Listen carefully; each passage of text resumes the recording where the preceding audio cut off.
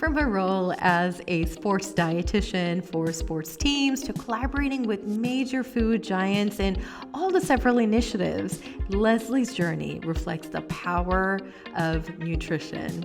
Stay tuned.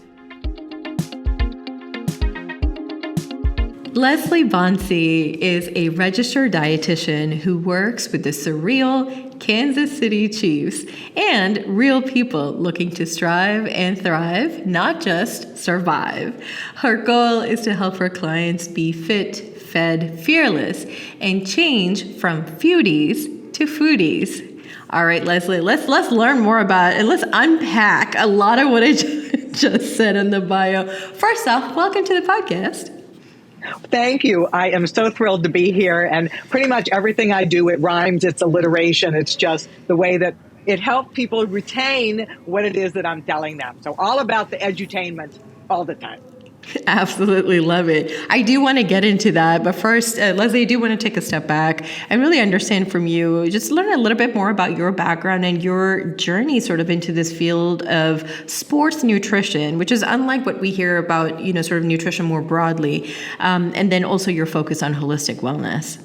Okay, so I've been in the field for 40 some years, and my undergrad degree was in biopsychology. Went to Vassar College in New York, hated it. So graduated early, came back home, and my parents said, now what? And so went to graduate school in public health. The first class I took was a maternal and child nutrition course, and it was literally like, this is what I want to do with my life. And so that kind of started the journey of doing a graduate degree in public health and the undergrad requirement to become a registered dietitian. So my focus has always been around public health, prevention, instead of you already have a disease. So being impactful instead of just reacting.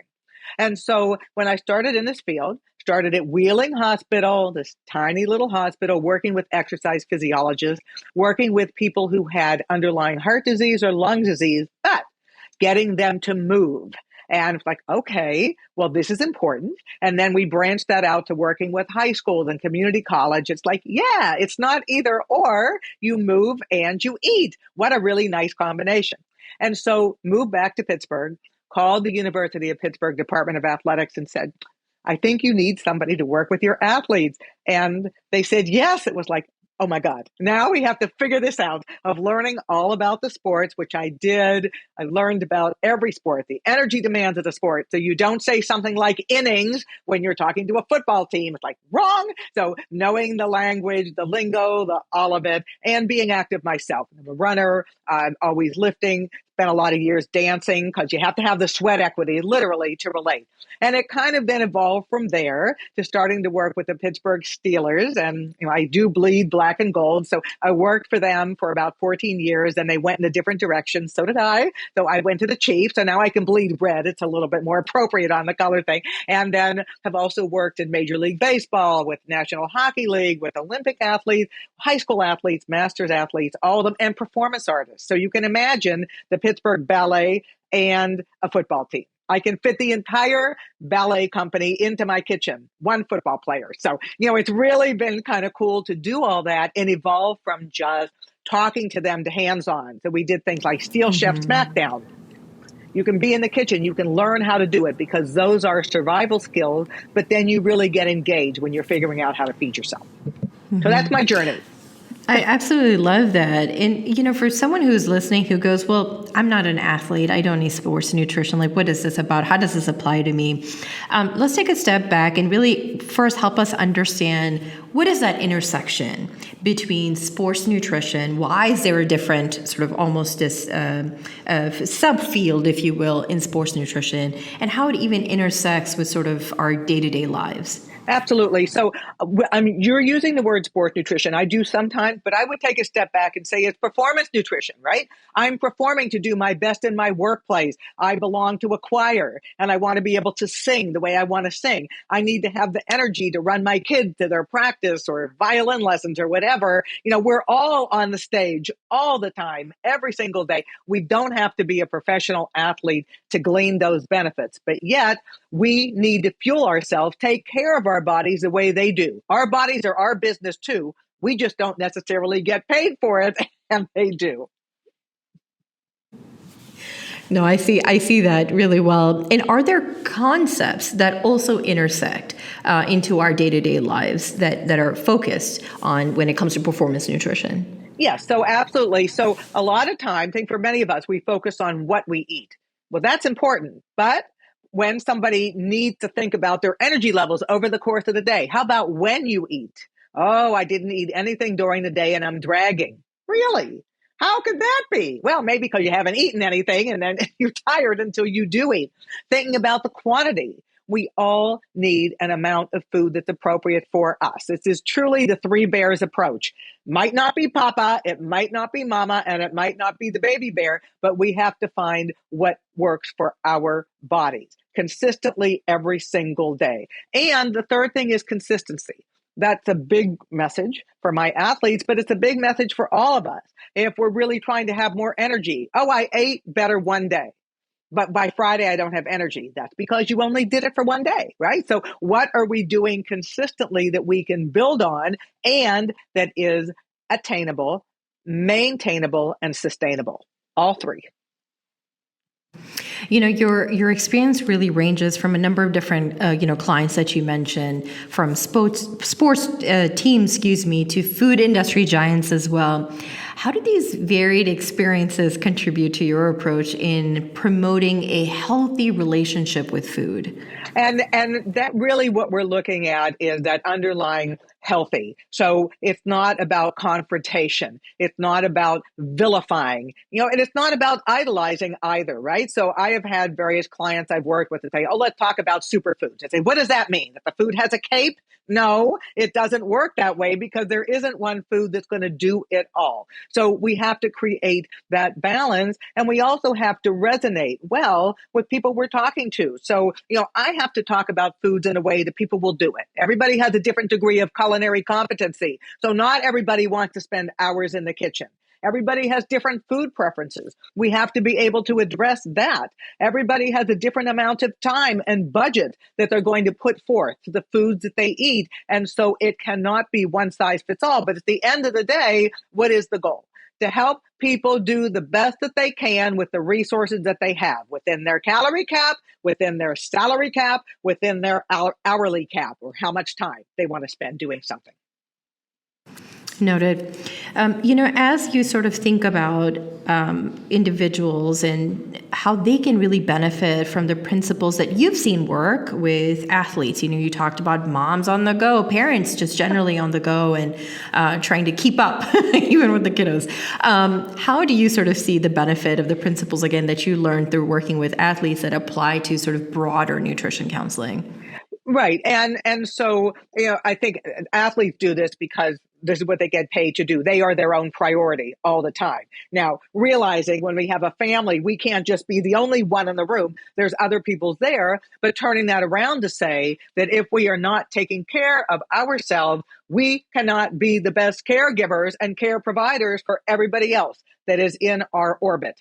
That is critically important. That doesn't mean it has to take an extended amount of time, but when I'm talking to a mom who said, well, I make sure that I make my kids lunch. What about yourself? Oh, no, I didn't have time. Wrong answer. No. Is if you're going to make 2 sandwiches, it takes 30 seconds to make 3. And there it is. So while we're doing for our kids, it's like, what's the plus one? We're the plus one. We really need to be there in each one of those eating occasions. We're not the afterthought. Oh, I absolutely love that. And I think where my mind goes is something that someone told me a long time ago, which was, do what you would do on a plane. What do they instruct you on the plane? Put the mask on yourself first, and then you then have the capability of taking care of others around you. So it seems like it's much in the same way of like, you have to also take care of yourself.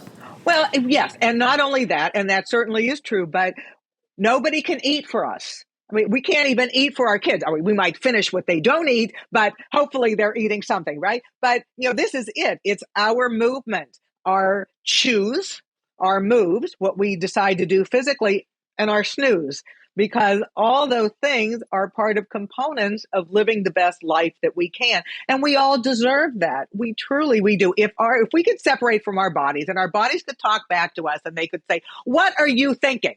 What are we doing here is please pay some attention to me. This is what our bodies want. In working with athletes, help us also understand this field around performance nutrition. What does that look like? How do you work with athletes? And so when I'm working with a team, it isn't the entire team because every player has different needs. Every position has different energy requirements. Every player might have a goal. Somebody might have a goal of saying, I want to put on some mass. Somebody might say, I have a goal of wanting to lose some body fat. Some people multitask. They want to do both.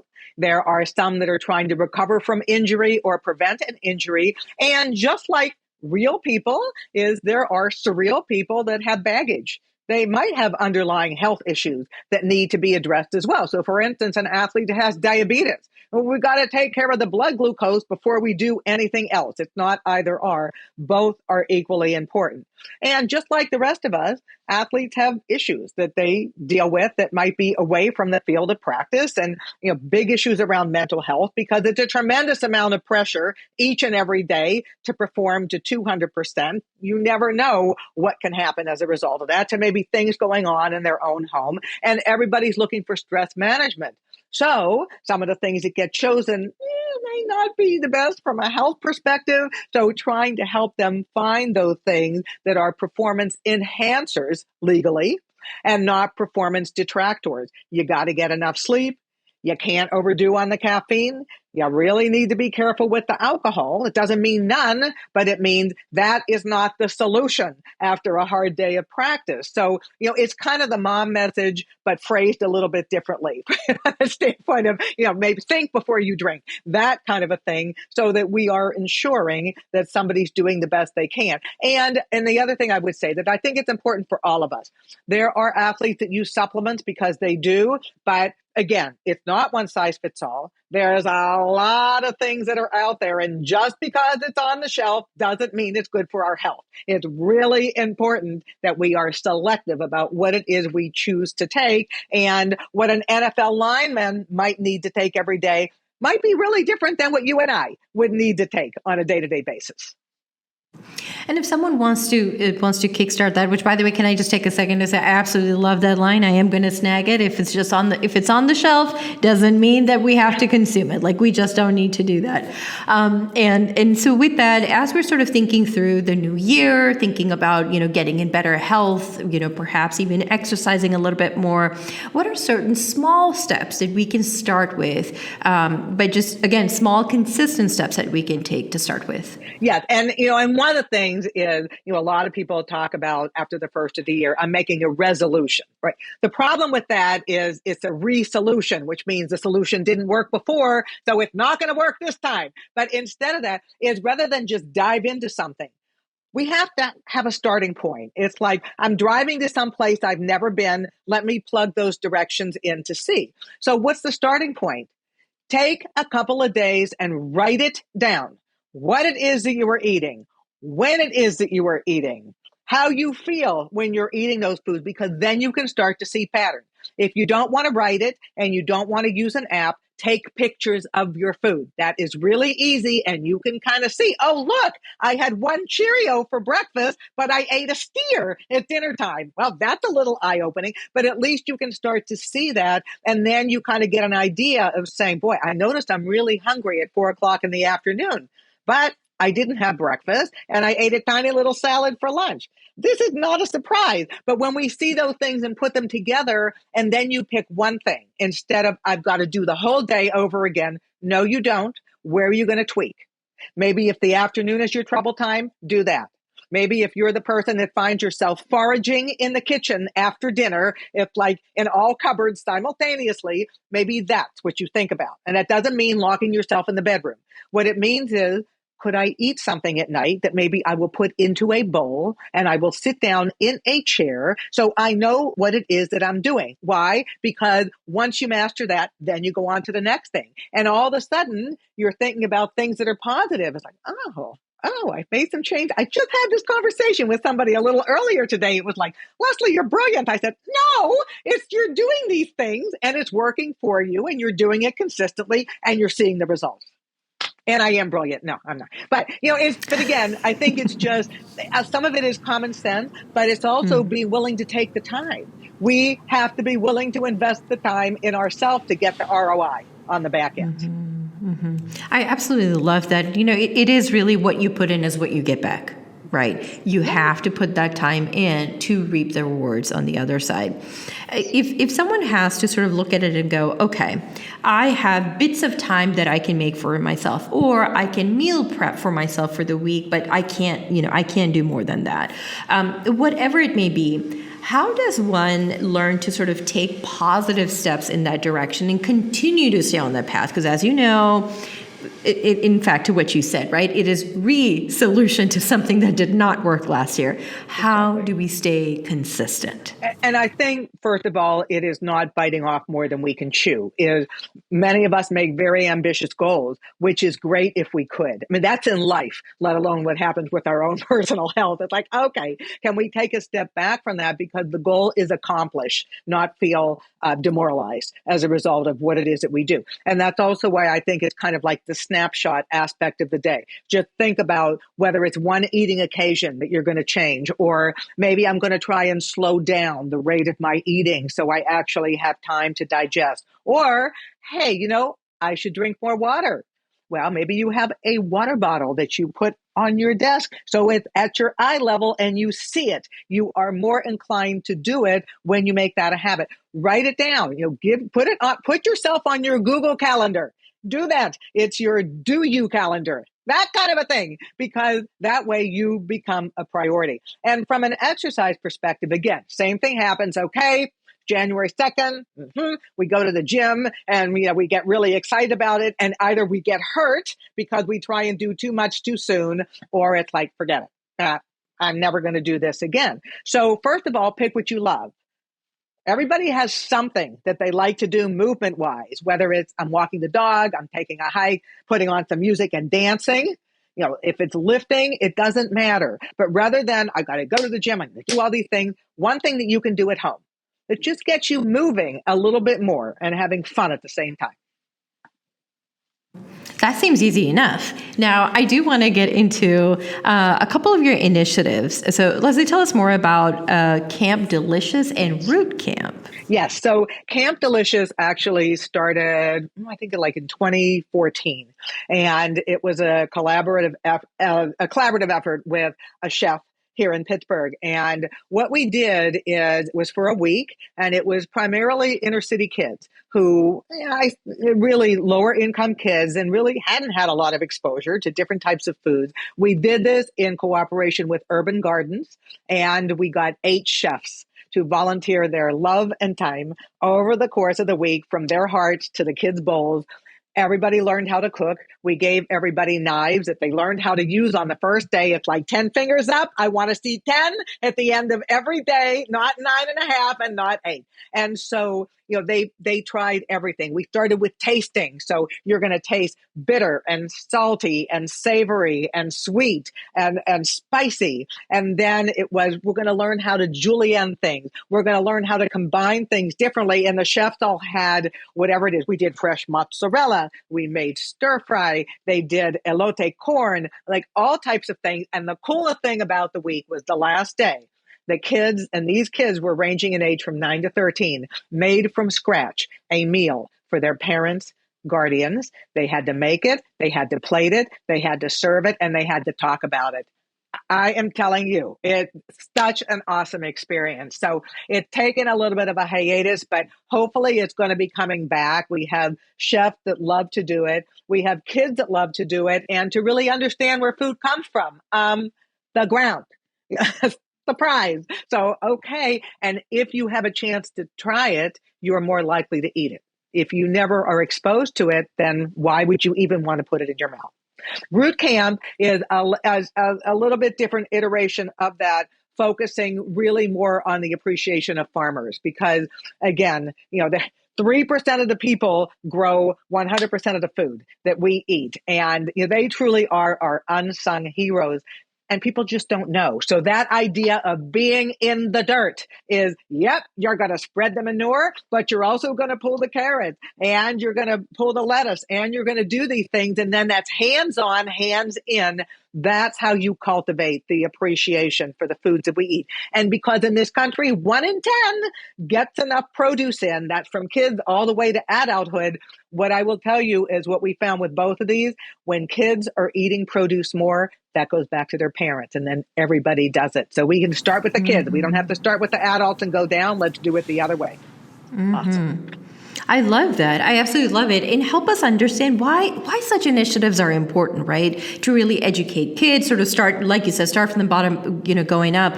Well, why exactly is that important to create that recognition for kids? And how does it also perhaps influence their health journey in the future? Well, and we certainly know that, a lot of people focus on macronutrients, which is basically protein, carbohydrate, fat. Nobody thinks about the micronutrients, which are vitamins and minerals. Nobody thinks about the phytonutrients, which are the health components of plants. And we've got a lot of health issues in this country, even starting at very, very young ages. So the benefits of consuming those plants that can have an antioxidant effect, that can help to keep the cells healthy, that may have some impact on bone health, on brain health, on the health of our joints. All of that is critically important, as well as lowering the risk of disease. And just because they're not consumed as much for whatever reason, and sometimes that's a parental bias. I don't like it, I don't buy it, that we're kind of broadening the palate early on and doing that exposure and really getting those foods in that make such a big difference for health. Also, fascinating studies on the impact of produce on mood in a positive way, that consuming more produce does have an impact on our mood. And, there's always stressful things that happen. They do. But if we can mitigate that somewhat by what it is that we're eating, it's important. So this idea of bringing people around the table and feed that need to succeed, one of the ways that we do that is with produce. Absolutely love it. And, with that, this leads me to my next question is, we're constantly seeing this field of nutrition evolving. What trends do you foresee shaping the future of nutrition and wellness on a more broader scale? One of the ones that I love, and I think that we're seeing it more, is this appreciation of culture, not just respectful of other cultures, but the traditions in the kitchen, which are so critically important, and being able to hand that down from generation to generation. It's cool right now to think about that, and to understand different seasonings and what is Mediterranean and what is Asian cuisine and what is Latinx cuisine and what is Southeast Asian and all of those types of things, because it's really nice to broaden that palette and to kind of see how we all reach across the aisles and reach across the table. That's one. The other thing that's happening, and it's happening more even in kids, is this interest in sustainability. So not just what it is I eat, but where does it come from? How is that food grown? How are those animals treated? What is happening to the earth and resources as a result of it? And that's a positive, because that's impacting what's happening in manufacturing too. There are so many cool innovations that are coming down the line, even in terms of the types of bottles of what is biodegradable or what maybe disintegrates after you use it, so you don't have that waste in a landfill. And then I think this idea of food waste and how we minimize it is also something, not only because it's a cost and it's expensive if you throw food away, but also something that schools are becoming more aware of and something that kids are asking about as well. So those three things hopefully will continue moving forward, because they're all really positive ones. Absolutely love it. And with that, Leslie, we are toward the end of the episode at this point. I would love for our listeners to know how they can connect with you and just learn more about your work. Absolutely. So my website is activeeatingadvice.com. On Instagram, Bonci LJ, both Facebook and X, formerly Twitter, at Leslie Bonci, and the same LinkedIn. And certainly, if you follow me, I promise I will follow back. Everything I do is rhyming. It's like the Dr. Seuss of dietitians. It just is that way. I absolutely love it. Leslie, it's been such a pleasure having you on. Thank you so very much. And to our listeners, thank you so much for tuning into another episode of our Yumlish podcast. We want you to head over to our social media next, keep the conversation going, and answer this quick question. What trends do you see shaping the future of health for you and your community? Again, head over to Facebook, head over to Instagram, find us at Yumlish, find this very podcast post, and comment below to tell us again, what trends do you see shaping the future of health for you and your community? We'll continue the conversation there. And with that, Leslie, thank you so much again. It's such a pleasure. I loved it.